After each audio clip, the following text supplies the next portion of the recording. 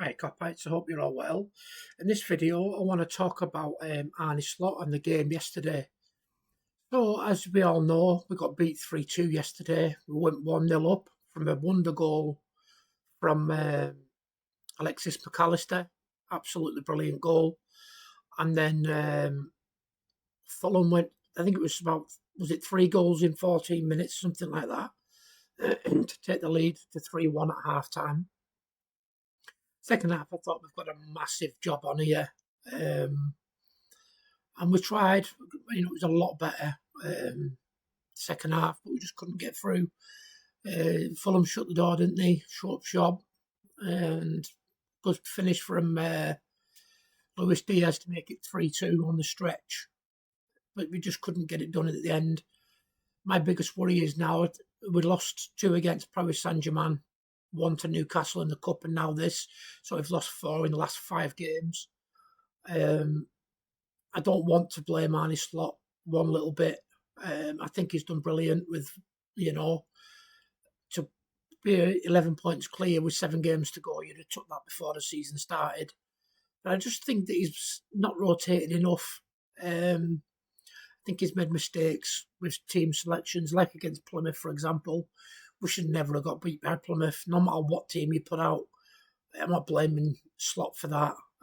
The team that he put out should have been enough. Cup final, we should have beat Newcastle, really, shouldn't we? Don't get me wrong, Newcastle are a good side, good players. They've got their own style of play. Yeah, a lot of it's long ball. It's not the most entertaining football to watch, but it gets the job done. I mean, look at Sam Allardyce back in the day. He did well, didn't he, with a long ball? But I just want to read you some clips out of this article. And it'll tell you where I get my idea. My ideas aren't from this. I was thinking about it yesterday. I wasn't very well yesterday. That's why I didn't come on. So basically, it says Liverpool fell to their 3rd defeat in 4 matches on Sunday after throwing away a lead against Fulham. So we know that. We've covered that. Let's just get to what it says here. So it says here, Arne Slot must learn to rotate. There was only one change from Liverpool's team that played Everton, and the one which took to the field against Fulham. Even in itself, that was a slightly baffling switch, with Cody Gakpo coming in for Luis Diaz, who put in one of his best performances of the season in the Merseyside derby. I agree with that. I was shocked. I mean, with my team prediction, I predicted an unchanged team. Let's just see what else it says.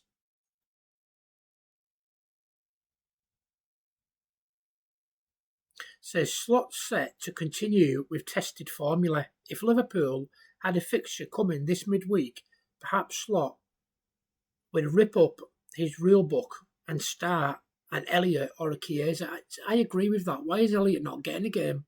Same as Chiesa. Endo should be getting games, especially against Fulham. They wouldn't have had a chance, really, would they? It'd have shut them down. They wouldn't have had the chances that they got. Chiesa, I don't know what's going on with Chiesa. He should be getting a lot more chances.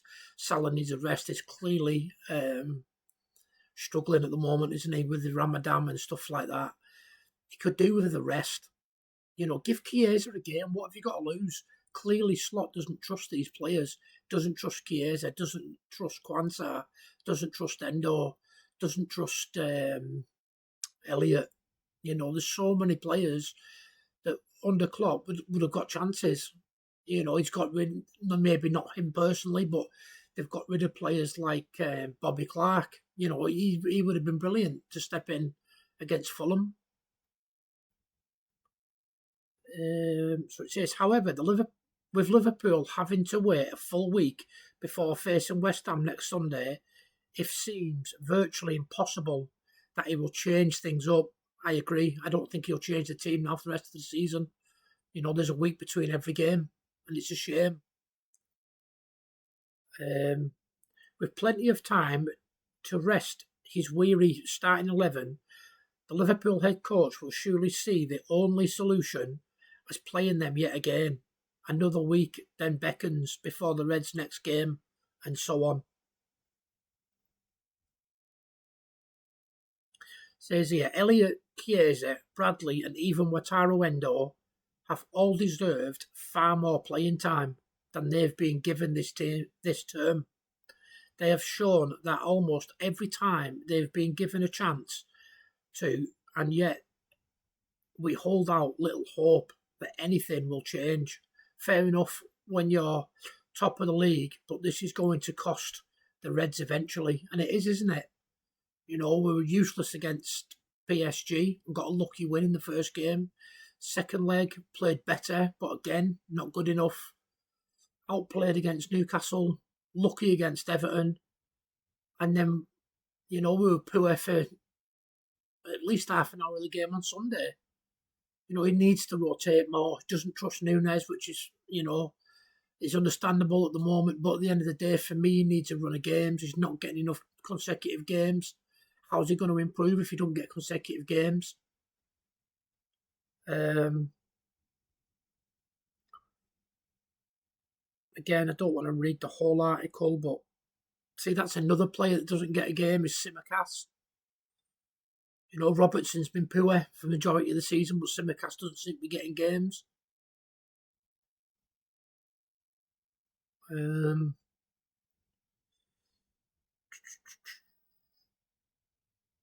See, it says here that Harvey Elliott replaced Dominic Szoboszlai in attacking midfield, with Elliott not fully trusted by Arne Slot. It makes rumours linking Liverpool with Xavi Simons all the more interesting. So it says here, Xavi Simons' interest should be ramped up. Elliott almost damaged the game for Liverpool on Sunday. Elliott almost changed the game for Liverpool on Sunday. The 22-year-old was inches away from equalising with an excellent effort, which crashed off the bar. He was also involved in plenty of build-up play too, making a refreshing change from the more blood and thunder approach of Szoboszlai. Szoboszlai has been good this season and deserves credit for his role in what should still be a Liverpool title win. But in games where the Reds are struggling to break through, he rarely looks like providing that creative spark that Liverpool need from him.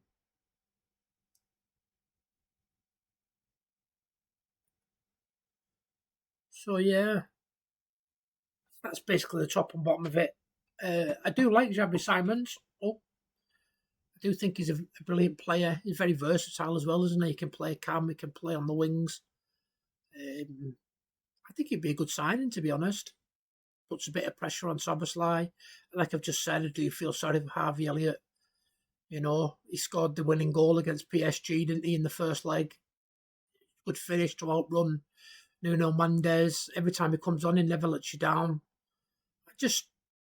I'm just slightly worried, to be honest. The problem is Arne Slot is only used to playing with 15 players from Feyenoord. What he's got to realise is that the demands of the Premier League are a lot more than the Dutch League. No disrespect to the Dutch League, but majority of the Dutch teams wouldn't get in our top six. No chance, So let's just hope he's learning from it. He doesn't seem to be at the moment, but let's hope he learns for next season. He doesn't get rid of all the homegrown players and leave himself with a massive headache for the summer. There's been rumours about Jarrell Quansah going, Harvey Elliott, Kelleher, Yaros's contract's running out. They're all homegrown players.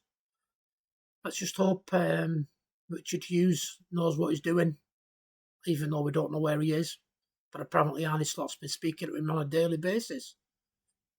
Well, only time will tell, won't it?